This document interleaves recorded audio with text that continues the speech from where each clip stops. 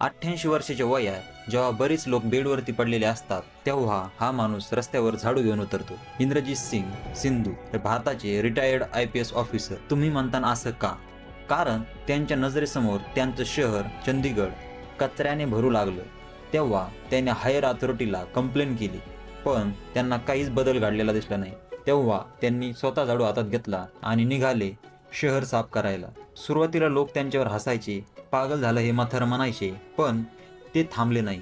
दररोज सकाळी 6 वाजता झाडू आणि पिशवी घेऊन घराच्या बाहेर पडायचे आणि जिथे जिथे रस्त्यावरती कचरा दिसेल साफ करायचे. आणि असंच बरेच दिवस सातत्याने करत राहिले आणि हळूहळू बदल घडायला सुरुवात झाली.